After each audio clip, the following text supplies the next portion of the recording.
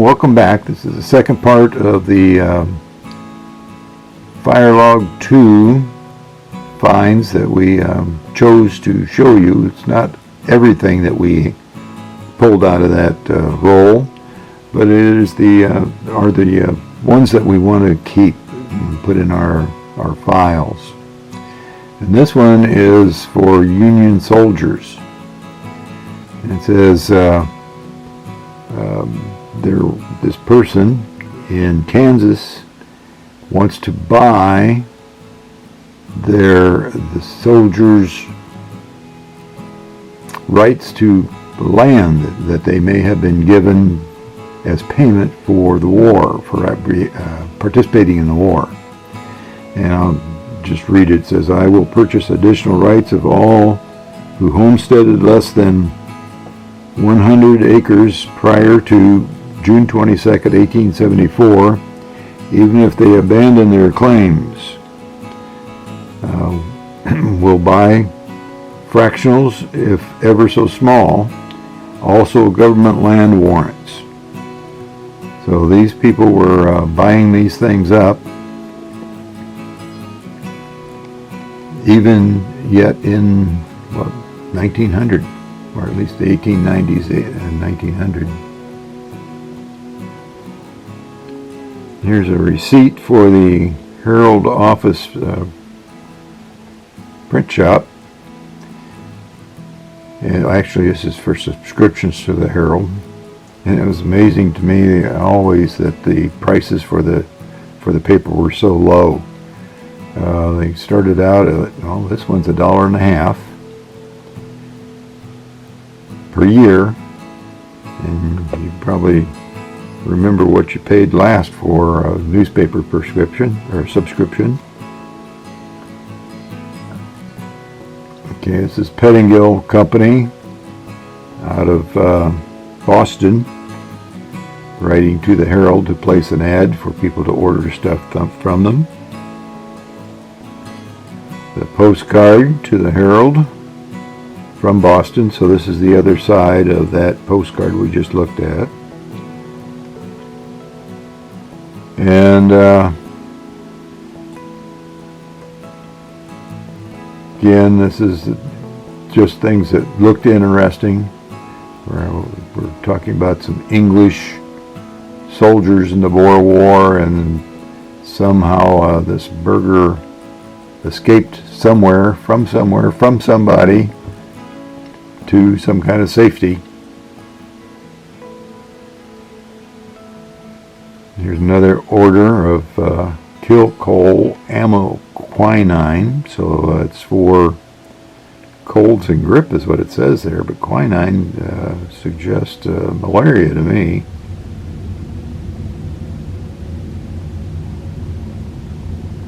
Okay, this is from C.P. Hard in Elkhart, Illinois, and he wants an ad put in the paper, and it is 1900. That's what the postmark says up here.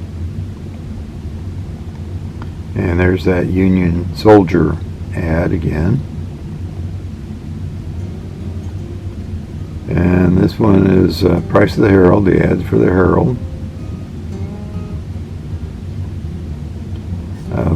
A bank report from the Lincoln National Bank telling what their status was financially. And they had to put these in the paper every once in a while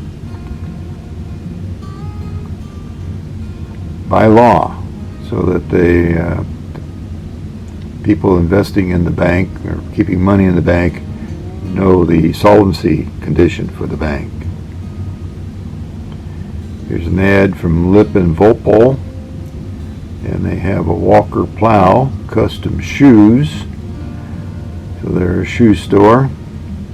Yeah, we've seen them before. They've had those lady shoes that look like they're rather painful to wear. Logan County Abstract Office. Keep your title up to speed and keep it up to date. And H.C. Maltby took it over from H.W. Dana.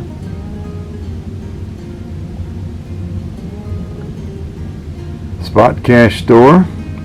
You can see how much can get a pound of chocolate for 12 cents. So those are pretty good prices. Think we can go back there and get them? C.W. Evans from Vandalia, Illinois is advertising wedding ring flower.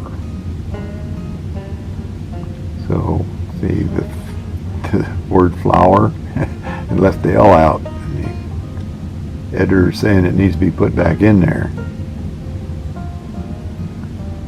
Spot cash laundry soaps and wedding ring flower. More wedding ring flower ads. $1 per sack. Now, what do you suppose that sack weighed? Some of those were about 40 pounds, I think.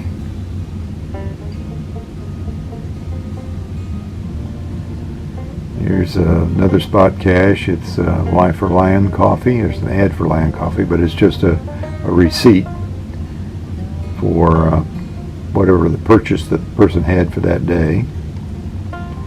Another wedding ring flower ad, spot cash. And we find out that it's Elmer Martin. Now, being opposite the post office doesn't mean the same today as it meant back then.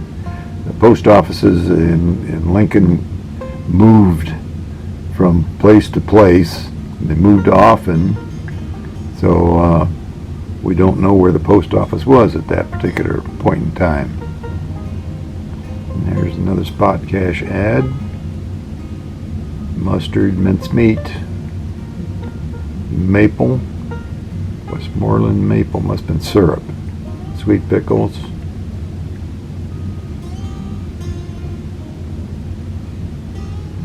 And this person is selling doors and windows, repurposed doors and windows and glass for greenhouses and such. So it's Mrs. James K. Hill or R.C. Maxwell. Here's another ballot for Mount Pulaski Township. It's on pink paper.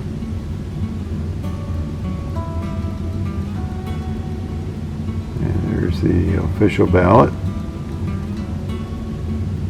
Storeroom for Rent in New Holland by O. Newald.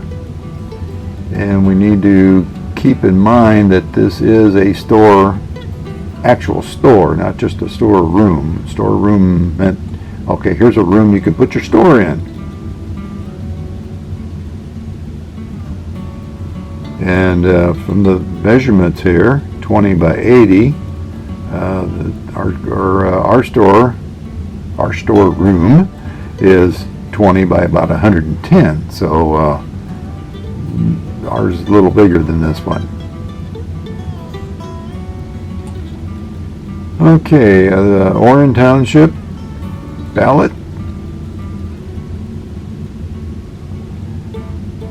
This be interesting to the people whose family members are being shown on these. It'd be a nice little add in to their family history thing.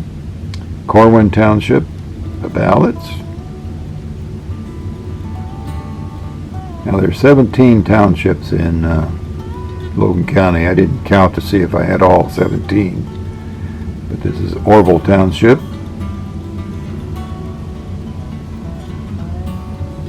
Prairie Creek Township.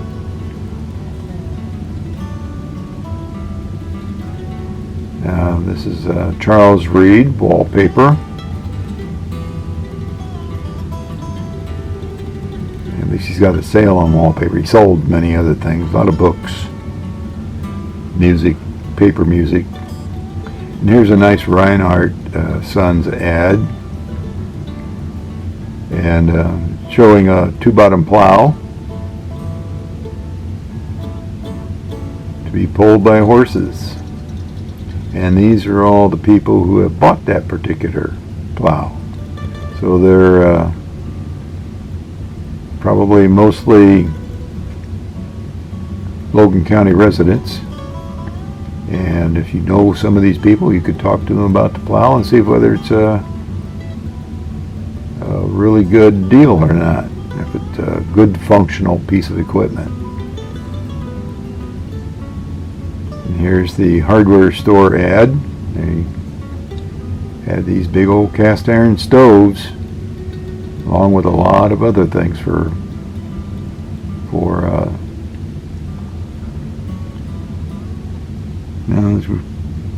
okay, this is the county Republican convention where they were setting up the ballot, figuring out who to nominate for candidates. And this is the written version of that. That little one has contained all the wording that's in the next three of these images. So it was held on May 8, 1900. And there's that same list we saw in that first image. And this was the final one.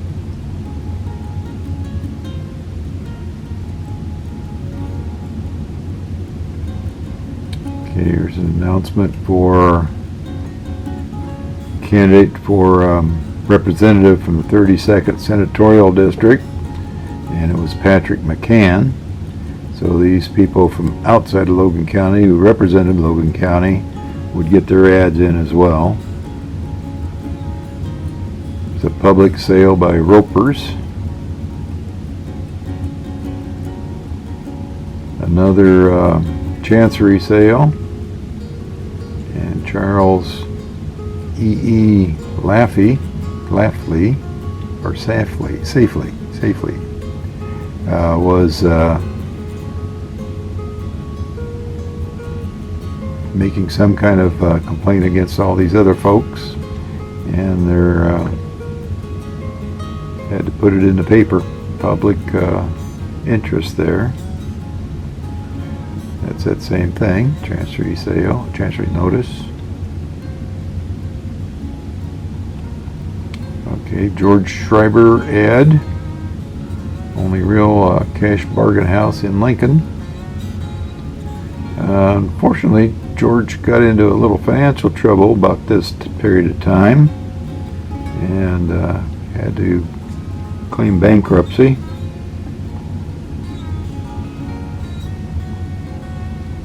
That was in the paper about the same time these ads were showing up.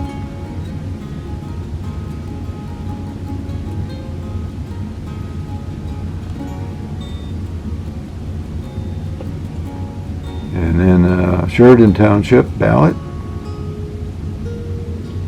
Annual town election for Sheridan Township. Scavenger work by Simpson and Morrow. Vaults cleaned. Now, the only vaults I could think of that might be cleaned would be the septic tanks. So if that was what they were cleaning, more power to them. I'm sure they didn't have the pumps. Well, they might have had the pumps to do it like they do it today. Okay, another public sale of by Stewart and Frank Ford, J.T. Stewart.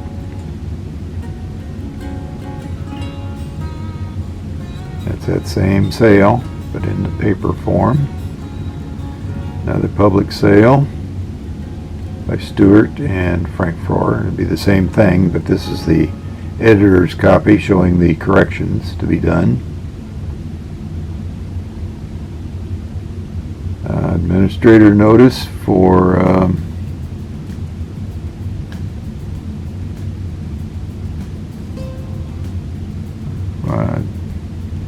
that's the Cuthbert one that we saw earlier. West Lincoln Township ballot. Election for West Lincoln. Here's Wodetsky. Wallpaper and paint.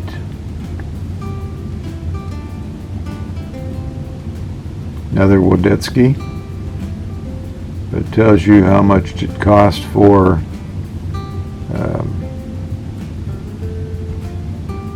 wallpaper.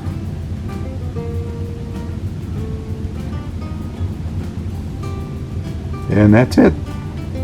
So we're finished showing you the finds in Fire Log 2, and we'll be moving along pretty soon to the other fire logs, numbers 3, 4, and so on. So we'll get to those, and we'll see you later.